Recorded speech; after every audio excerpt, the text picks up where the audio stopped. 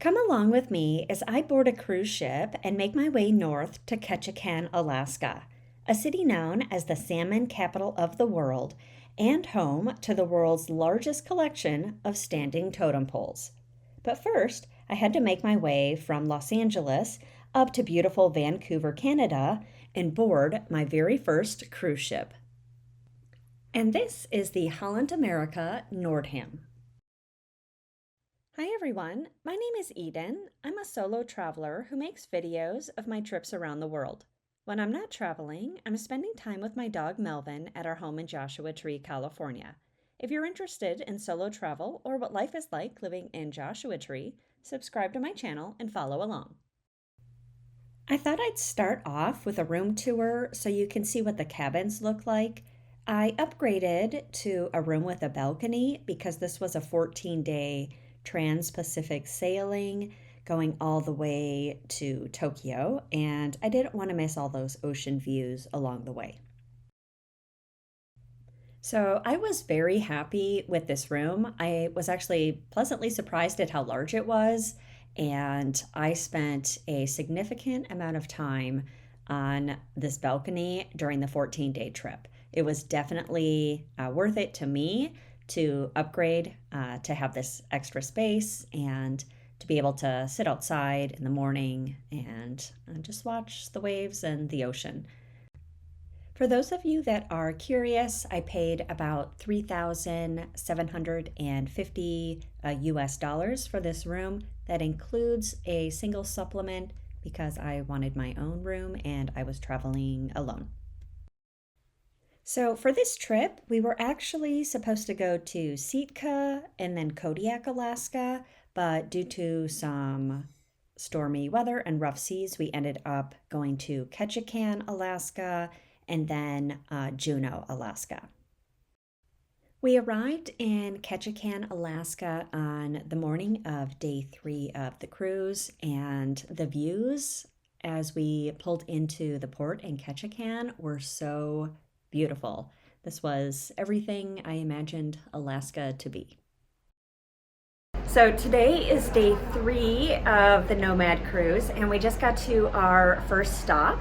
We are in Ketchikan, Alaska, and how stunning is this town? It's just gorgeous.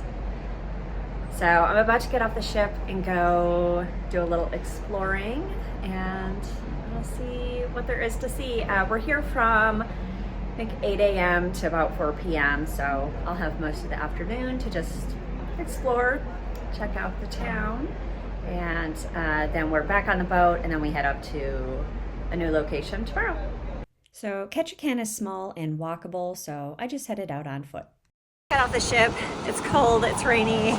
Welcome to Alaska, right? But yeah, I'm just gonna keep cruising around a little bit. There's like a lumberjack show here that I want to check out. I'm hoping it's still going even though it's raining, so I guess we'll see. But yeah, I'm just gonna walk around. I decided to pick up my ticket for the lumberjack show first so that it didn't sell out, and then spent about 4 hours wandering around the town. One of the most popular areas in Ketchikan is called Creek Street. This is a boardwalk area that used to be the town's red light district.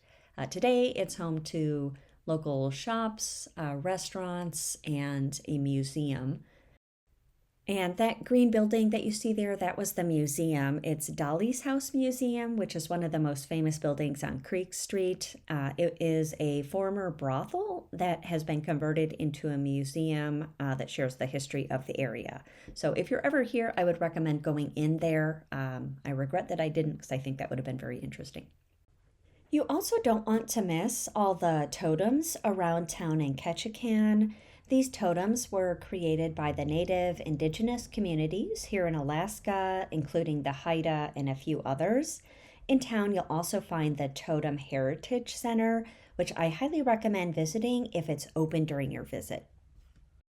And since Ketchikan is the salmon capital of the world, you'll also want to take a look at the creek and enjoy watching the river otters hunt for salmon. All right, so this is Whale Park. It is a very small park, kind of on like a little street corner here in Ketchikan. There's this really cool clock right here, and then there's a little bench in the shape of a whale. And then it's just a little path that leads through from one side to the other. It's pretty small, but it's a good spot right now because it's raining. And so some of the trees are blocking the rain, but yeah.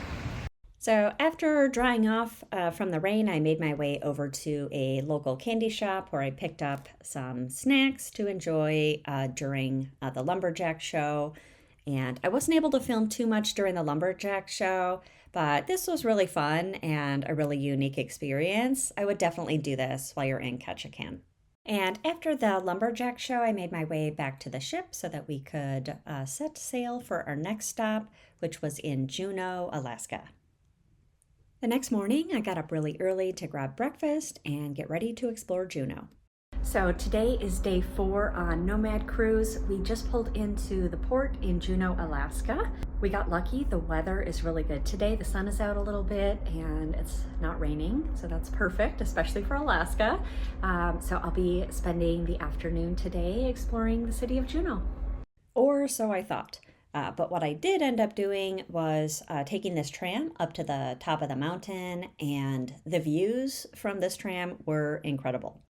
We are ascending 1,800 feet above sea level on the only aerial tramway here in southeast. So I spent about an hour going up the tram to the top of the mountain, wandering around up there. There are some hiking trails that you can take back down. There's also a totem there that you can see. There's a restaurant. You can grab a drink or something to eat. But I pretty much just enjoyed the views and then made my way back down the tram. What was really exciting, though, is that we got to see a bald eagle on the way down. After exiting the tram, I decided to take a walk around the town, and I quickly realized that there is not a whole lot to see in this part of Juneau near the cruise port. So I took some photos of some fall colors, and then I stopped at a restaurant before making my way back to the cruise ship to get back onto the boat. So, little lesson learned today while walking around Juneau. If you ever come here, make sure that you book like a tour or you rent a car and you go do the beautiful places that are surrounding Juneau, because it's beautiful here and there's lots of really cool things to see. But the city or the town of Juneau is more just kind of, I mean, it's the capital of the state, so there's, government buildings and things like that. But a lot of like the stores and restaurants are closed. I'm guessing that's seasonal, but I don't know. And also there's just not a lot to do in Juneau. There's like lots of like touristy gift shops and things like that, but it's all geared towards like cruises, which obviously I want to cruise, and that's how I ended up here. But I don't know, it was all, they weren't gift shops like worth going into. So the coolest thing I did today was to take the tram up to the top of the mountain. But anyways, yeah, if you ever come to Juneau, book a tour. If you made it this far, thanks so much for watching. And if you're interested, come back next week to see my solo trip in Tokyo, Japan. Bye.